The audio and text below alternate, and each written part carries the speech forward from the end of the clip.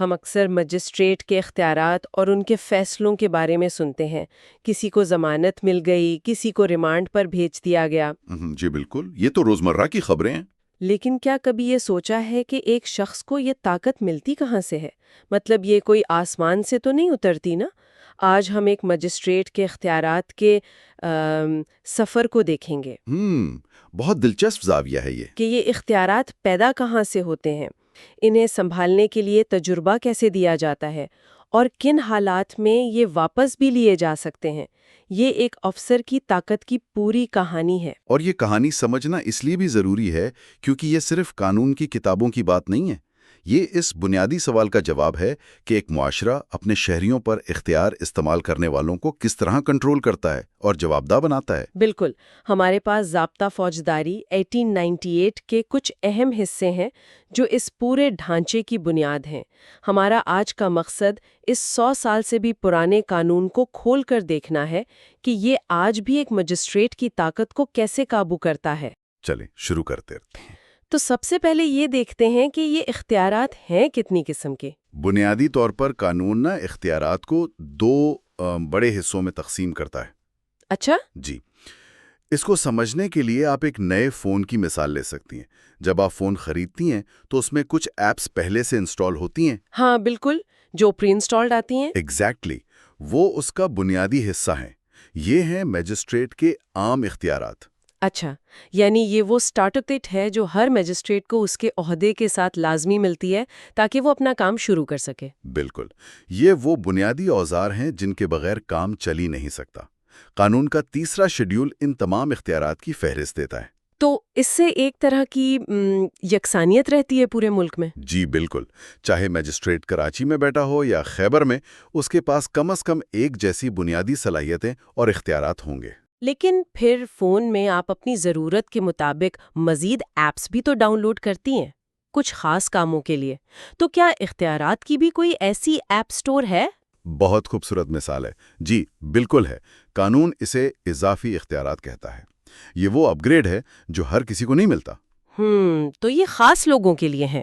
جی، یہ خاص حالات میں کسی میجسٹریٹ کے تجربے، اس کی قابلیت یا کسی علاقے کی مخصوص ضروریات کو مد نظر رکھتے ہوئے دیے جاتے ہیں۔ یہ چوتھے شیڈول میں درج ہیں۔ یہاں پر اب ایک بہت ہی دلچسپ موڑ آتا ہے۔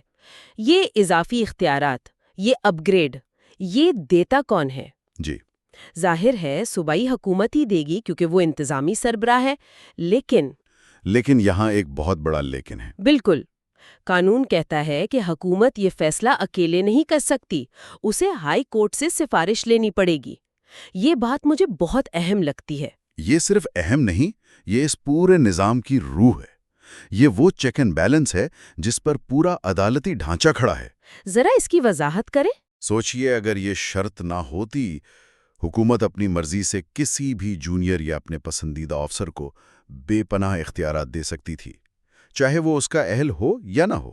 اور یہ صرف ایک رسمی کارروائی نہیں ہے نا، یہ تو انتظامیہ اور عدلیہ کے درمیان جو ایک مستقل کشمکش رہتی ہے اس کو حل کرتا ہے۔ بالکل، حکومت چاہے گی کہ اس کے پسندیدہ افسران کو زیادہ اختیارات ملیں، جبکہ ہائی کورٹ اہلیت اور عدالتی کارکردگی کو دیکھے گی۔ تو یہ شق اس بات کو یقینی بناتی ہے کہ قابلیت ہمیشہ سیاست پر غالب رہے۔ آپ نے بالکل صحیح پکڑا۔ ہائی کورٹ عدالتی نظام کے سربراہ کے طور پر بہتر جانتی ہے کہ کس مجسٹریٹ میں کون سی اضافی ذمہ داری نبھانے کی صلاحیت ہے۔ صوبائی حکومت انتظامی پہلو دیکھتی ہے۔ دونوں کی مشاورت سے ایک متوازن اور بہتر فیصلہ ممکن ہوتا ہے۔ تو یہ تو طے ہو گیا کہ اختیارات کی دو قسمیں ہیں، ایک بنیادی پیکج اور دوسرا پریمیم اپ گریڈ۔ اور اپ گریڈ کے لیے عدلیہ اور انتظامیہ دونوں کی رضامندی ضروری ہے۔ اب سوال یہ ہے کہ یہ اختیارات دینے کا عملی طریقہ کیا ہے؟ یہاں بھی قانون نے بڑی لچک اور سمجھداری کا مظاہرہ کیا ہے۔ اختیارات دینے کے جو طریقے بتائے گئے ہیں اس میں 3 راستے ہیں۔ 3 راستے؟ جی، اسے آپ کسی تقریب کے دعوت نامے بھیجنے کی طرح سمجھ سکتی ہیں۔ دلچسپ، وہ کیسے؟ پہلا طریقہ یہ ہے کہ آپ کسی ایک شخص کو اس کے نام سے دعوت دیں، یعنی حکم نامے میں لکھا ہو کہ جناب احمد کو یہ اختیارات دیے جاتے ہیں۔ یہ بہت محدود اور انفرادی سطح پر ہوتا ہے۔ ٹھیک ہے۔ دوسرا طریقہ یہ ہے کہ آپ عہدے کو دعوت دیں، جیسے اسسٹنٹ کمشنر ضلع لاہور۔ اب اس کرسی پر جو بھی بیٹھا ہوگا اسے وہ اختیارات خود بخود مل جائیں گے۔ اچھا، تو یہ شخص سے نہیں، عہدے سے جڑے ہیں۔ جی ہاں، اور تیسرا طریقہ سب سے وسیع ہے۔ آپ ایک پورے گروپ کو دعوت دے دیں، جیسے پنجاب کے تمام تحصیلدار۔ واہ، تو اس طرح حکومت کو ہر تحصیلدار کے لیے الگ الگ نوٹیفیکیشن جاری نہیں کرنا پڑتا۔ بالکل، ایک ہی حکم سے سینکڑوں افسران کو ایک جیسا اختیار مل جاتا ہے۔ اس سے انتظامی کاموں میں بہت آسانی اور تیزی آتی ہے۔ یہ تو واقعی بڑا صاف، شفاف اور مؤثر نظام ہے۔ کوئی چھپی ہوئی بات نہیں، کوئی ابہام نہیں۔ لیکن ایک اور بات، حکم جاری ہو جانا ایک چیز ہے اور اس کا علم ہونا دوسری۔ کیا ایسا ہو سکتا ہے کہ کسی افسر کو اختیارات مل جائیں اور اسے پتہ ہی نہ ہو؟ نہیں، قانون اس کا بھی خیال رکھتا ہے۔ ضابطہ کہتا ہے کہ حکم اس تاریخ سے نافذ العمل ہوگا جب اس کی اطلاع اس شخص کو دی جائے گی جسے اختیارات دیے گئے ہیں۔ اچھا، تو یہ انصاف کا بنیادی اصول ہے۔ جی، آپ کسی کو اس ذمہ داری کا جوابدہ نہیں ٹھہرا سکتے جس کا اسے علم ہی نہ ہو۔ جس دن آپ کو خط ملے گا اسی دن سے آپ ان اختیارات کے مالک اور ذمہ دار ہیں۔ یہ تو اختیارات دینے کی بات ہوئی، لیکن سرکاری نوکریوں میں تو تبادلے اور ترقیاں عام ہیں۔ فرض کریں ایک قابل میجسٹریٹ کا تبادلہ لاہور سے رحیم یار خان ہو جاتا ہے، جی، تو کیا اسے وہاں جا کر اپنی ساری طاقت اور اختیارات دوبارہ حاصل کرنے کے لیے نئے حکم نامے کا انتظار کرنا پڑے گا؟ اس سے تو سارا نظام ہی رک جائے گا۔ یہ ایک بہت ہی عملی سوال ہے اور قانون بنانے والوں نے اس کا بھی سوچا تھا۔ انہوں نے ایک ڈیفالٹ سیٹنگ بنا دی ہے تاکہ نظام میں تسلسل رہے۔ وہ کیا ہے؟ قانون کہتا ہے کہ اگر ایک افسر کو ایک صوبے کے اندر ہی برابر یا اس سے اونچے عہدے پر ٹرانسفر کیا جاتا ہے تو اس کے تمام اختیارات اس کے ساتھ جائیں گے۔ اچھا، یعنی خود بخود؟ جی، خود بخود، جب تک کہ حکومت خاص طور پر کوئی حکم جاری کر کے انہیں روک نہ دے۔ یعنی یہ اختیارات ایک بیج کی طرح ہیں جو افسر کی وردی پر لگا رہتا ہے جب تک وہ اسی محکمے اور صوبے میں ہے، چاہے اس کا شہر یا دفتر بدل جائے، وہ بیج اس کے ساتھ ہی رہتا ہے۔ بالکل یہی بات ہے۔ فرض کریں ایک تجربہ کار مجسٹریٹ جو سنگین مقدمات سن رہا ہے، اس کا تبادلہ دوسرے ضلع میں ہوتا ہے۔ اگر نئے ضلع میں جاتے ہی اس کے تمام اختیارات ختم ہو جائیں اور نئے سرے سے نوٹیفیکیشن کا مہینوں انتظار کرنا پڑے، تو انصاف کی فراہمی میں تو بہت تاخیر ہو جائے گی۔ بالکل، ہزاروں لوگوں کے لیے یہ شک اسی خلل کو روکتی ہے اور نظام کو چلتا رکھتی ہے۔ یہ ایک بہت عملی اور سمجھداری پر مبنی اصول ہے۔ اور اس سے افسران کو بھی تحفظ اور اعتماد ملتا ہوگا کہ ان کی ذمہ داریاں اور تجربہ ان کے ساتھ چلتا ہے۔ جی، یہ تسلیم کرتا ہے کہ اختیارات صرف عہدے سے نہیں بلکہ اس فرد کے تجربے اور قابلیت سے بھی جڑے ہوتے ہیں۔ تو ہم نے اختیارات کے سفر میں دیکھا کہ وہ کیسے پیدا ہوتے ہیں، کیسے دیے جاتے ہیں اور کیسے ایک جگہ سے دوسری جگہ جاتے ہیں۔ اب آخری اور شاید سب سے اہم سوال، جی، کیا یہ اختیارات واپس بھی لیے جا سکتے ہیں؟ کیونکہ جس طاقت کو واپس لینے کا کوئی طریقہ نہ ہو وہ بہت خطرناک ہو سکتی ہے۔ یقیناً، اور یہاں قانون کا ڈھانچہ ایک دائرے کی طرح مکمل ہوتا ہے۔